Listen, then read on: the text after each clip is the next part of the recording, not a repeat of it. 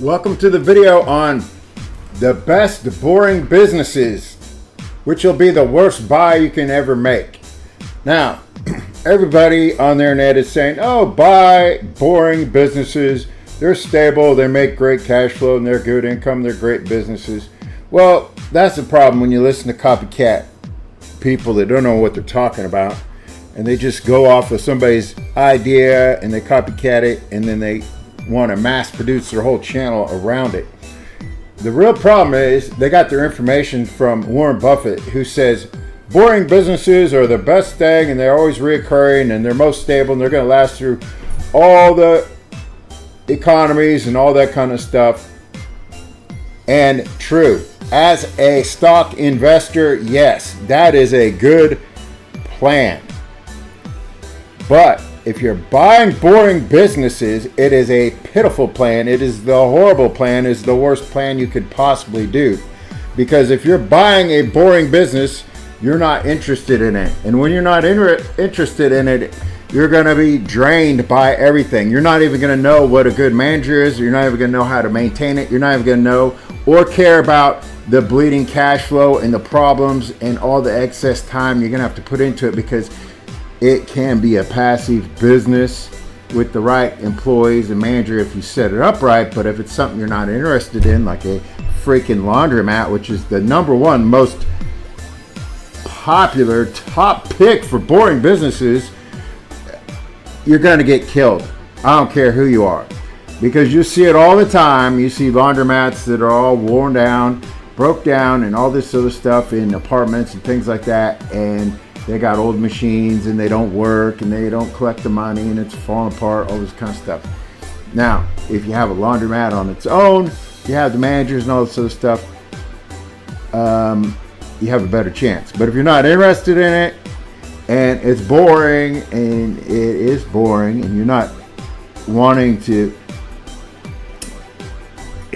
do anything with it, you're going to go bankrupt and you're not going to make any money. You're going to lose more money than what you put into it, because like the people in it are burnt out and going nowhere. That's where you're going to go. So if you're buying a business, you got to buy a business you're interested in and fits your skills, and something that you can grow and expand and be 100% present in and do all that stuff. Because like a laundromat, you know, the machines break down, or you got to replace the machines and you got to do all this stuff when you don't even want to be there. It's not going to happen. So I'm going to go down the list of top businesses, and I'm going to go over why all of them are bad, and then I'm going to go over why, or what types of business you want to buy and how you're going to make them work versus fail. And the number 2 on the list is septic plumbing, because it has, it's a dirty job, it has high margins, and it's always in demand. So all these are basically service type industries that cannot be really replaced or truly automated or replaced by AI. So service type industries with customers as a boring business is considered a good buy. And I'm going to say more specifically later on what is a better buy for you that fits you and you're going to make money at. Because if you just listen to all these people on the internet and you just say buy what's considered boring business, you're going to go broke. Just like all these idiots on commercial real estate saying, oh, get into commercial real estate and do it our way and all this stuff, and buy this and buy this and buy all this in the commercial real estate, and they don't have a definite path, a definite plan of what works, what doesn't work, in the path for the greatest margin of return in the sequence to get the greatest portfolio and get the fastest scale and expansion, because they have experience doing it. Then, like all these other people in commercial real estate that are feeding the elite, aren't going to make any money, and they're going to have investors and down payments, and their return on investment is, you're talking 20% a year as a passive investor. And the idiot commercial real estate buyers that are buying on generic level, their profit margins are so low, they're not even, you're not expanding their money. they're not even getting cash out. They're coming up with down payments and they're coming up with investors. So already they're set back. Whereas mine, you're getting cash out up front, you're closing in a week, and you have position in the marketplace, you have position in the property, you have position in the cash flow, you have ability to scale, and you have speed, and you're overcoming all of the competition. Nobody else can do that. Nobody on the internet can do that.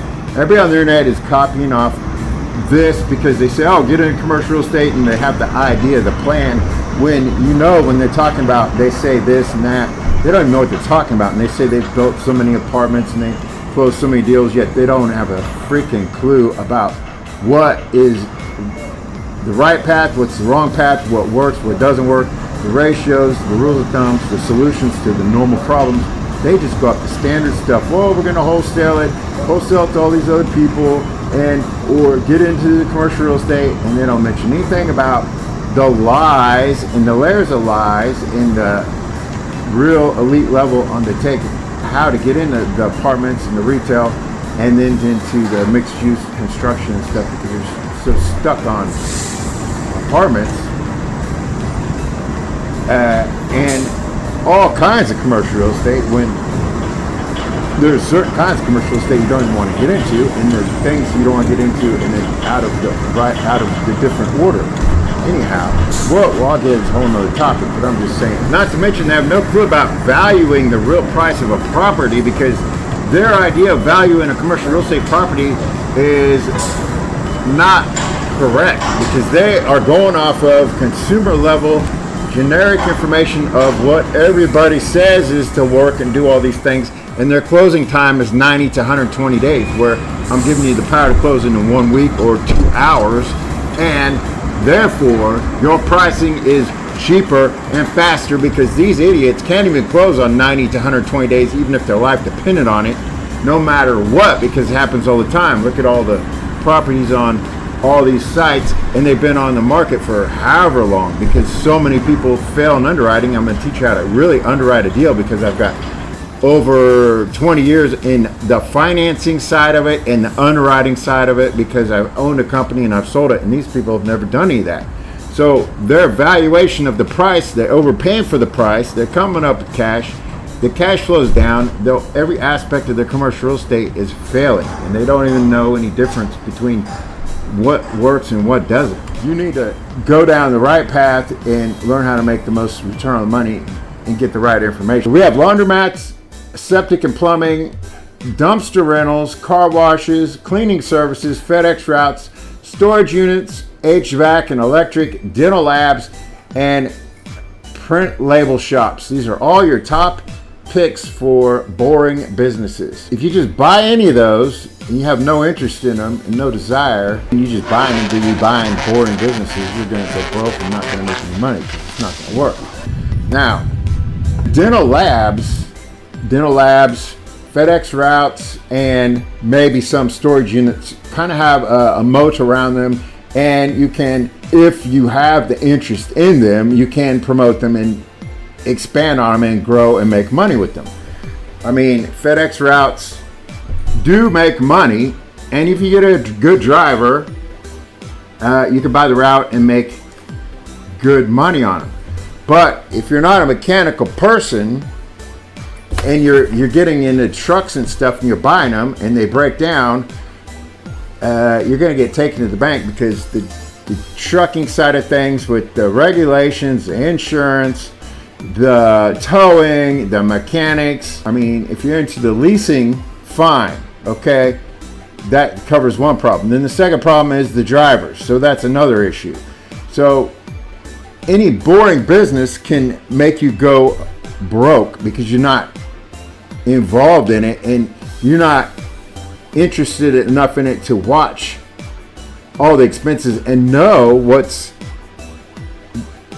good and bad. Because like wash machines and dryers and laundromat, if you don't know how to fix them or replace them, it's an easy way to spend a lot of money and get your overhead way up, and or not price your pricing right and not do anything to make things work. So like the FedEx routes, I mean, you have the drivers go wrong, the trucks go wrong, and you have to maintain everything on time and all that kind of stuff. So It can work, and all these can work, but they're only going to be passive. I mean, they're all boring. So if they really are boring to you, it won't work. If you're buying a boring business and they're passive and you have not the interest and you don't have the right managers and the right people in these things, and they don't come with the right manager, or you get the right manager and you underpay him, or you don't know enough how to manage him and he steals from you and all this stuff, you're going to go broke. It can work if you have the right managers, but then you got to be able to monitor the managers to make sure they're going to not screw you out of the business and the deals. So customers are going to feel that you're not interested. You're going to hire bad managers, bad employees. You're going to ignore the expenses and overruns because you're not going to know. You're not going to know what functions and what things to delegate. You're going to slowly kill the culture. You're going to kill the cash flow. You're not going to be able to see the trends in the marketplace that are of interest and that are new and exciting, and be able to innovate and create and build a real business, a real brand. And you're not going to have any team morale, and the customer loyalty is going to feel it in the customers, and they're going to feel it in a manager, because you'll notice a lot of businesses have passive aggressive employees and super passive aggressive managers, and you go up to places like through drive-through windows and they are sarcastic and rude, and the way they answer and the way they take the order and the way they provide the service pushes people away. But a normal person that runs that business, is a big franchise, doesn't even know their employees are mad and irritated and driving away employees to other customers until that they've lost so much cash flow that they lost their business and didn't even know why. That the psychology they performed and the rudeness they did with their employees and their managers and hiring the wrong ones, and the DEI, diversity, exclusive inclusion crap, or whatever, those type of employees or whatever, or you type with the attitude and all this stuff that you hire, drove your business down. So every aspect of the business that is not on paper that makes a business work causes the business to shrink and go broke and not thrive when it could be expanding and going off of a great product and keep going and going and going.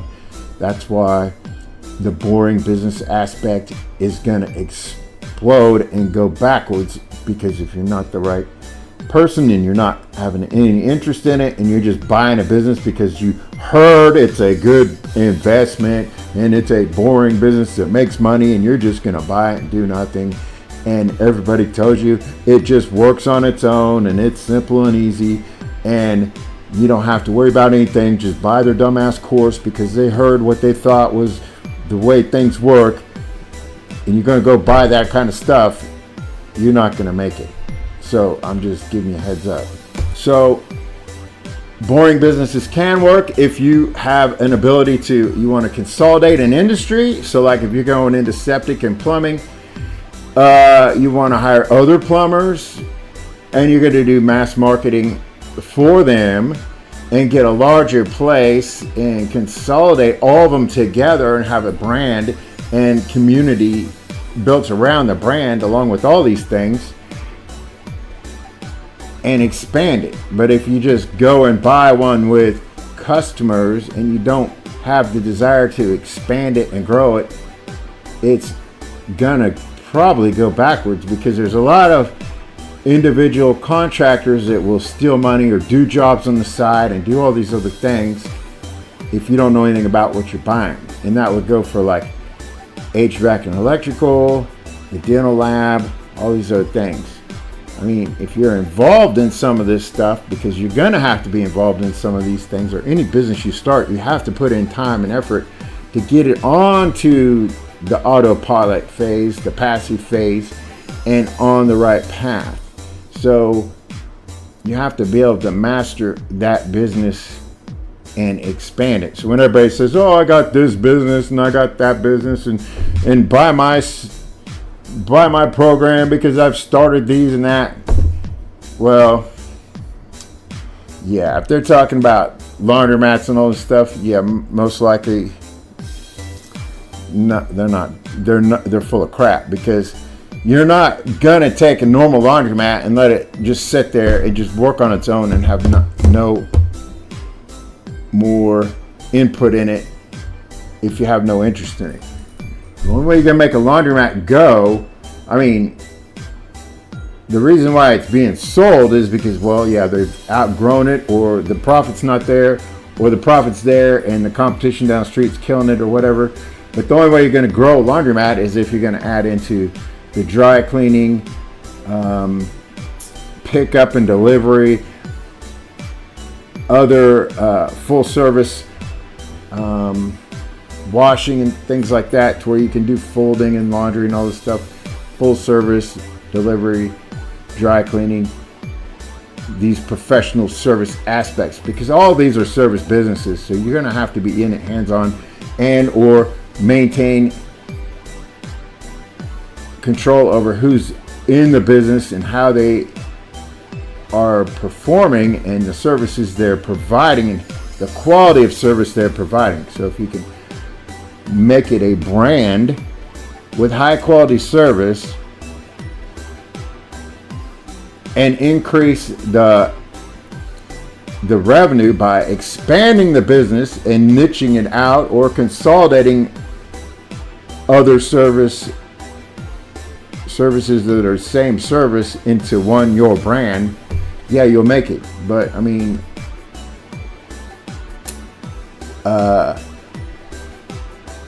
all these boring businesses is an easy way to go broke if you don't have an interest in it. So dumpster rentals, it is kind of like the FedEx routes, because the dumpster rentals, you can get nice return on your margins buying your dumpsters. You get 4 or 5 of them in a trailer. You can pull up behind a 3,500 or 2,500 diesel truck, and that's similar to the FedEx delivery routes. If you don't know anything about trucks, what to buy and how to maintain them, like a diesel truck, you're gonna have to delete the DEF system and all this stuff. Just like the FedEx routes, you're gonna get ripped off by the mechanics, the tow, and all these other stuff, because trucking and mechanical stuff, if you're not that type of person, you're gonna get a rude awakening, because the insurance and all the liability aspects of it, and those costs are going to eat you alive. And dumpster rentals, everybody is in on that idea because it's such a low margin. So you're going to have to be interested in it, market it, niche it, and then technically do a viral aspect of it to where it's, I mean, these are boring businesses, so you have to get community engagement. The dental lab, you really just have to have the lab, get the right pricing on it, have the experienced manager to do the good work, and be very aggressive about the marketing and going business to business to other labs. And then you can actually make pretty good money, because you have, if you're going to specialize in it and expand on certain products, or like specialize on the veneers, or specialize on the implants, or the whatever part of the aspect, the best aspect that you want to do on the dental lab, and push it, and have your labs and all your businesses work 7 days a week and more hours than the competition, and be faster delivery on everything you're doing. Then yes, your business can outdo other businesses. Cleaning services, low startup, low customers. If you're buying a cleaning service, like I mentioned earlier, sometimes all these are service industries. So if they're boring and you're buying them, as in boring to you, no interest, like I said, you probably go broke. That's why I'm saying a lot of these service businesses that are top businesses to buy, sometimes, a lot of times, it's easier to start your own, because when you start your own, yeah, sure, you're going to have some expenses in startup costs, but you're going to manage it, run it, and you're going to learn the ins and outs. Once you have that under your belt and you understand that, and you can control your losses on expenses and control your income and how you want to control your employees and managers and know what your liabilities are and how certain people that work for you could steal from customers and all these things like that. Don't know how to pick who to hire and who not to hire and who to trust and who not to trust. Easy way to go broke. Once you have that skill or those skills under your belt, then yes, you want to buy. You could buy a business with existing customers and expand that way. But buying a business is not always the best move, especially if you don't know what you're getting into and how to run it. That's the thing. But if you did have an electrical background, or you did have a background in plumbing, or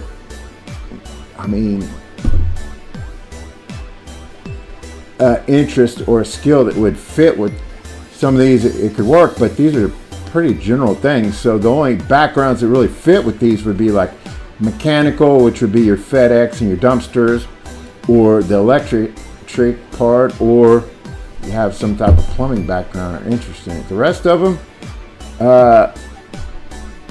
dumpster rental, you need mechanical. You're gonna need prior experience ideally, or forget all those and buy a business that you're truly interested in, and then you're not gonna make lazy decisions and make the business lose money and lose time.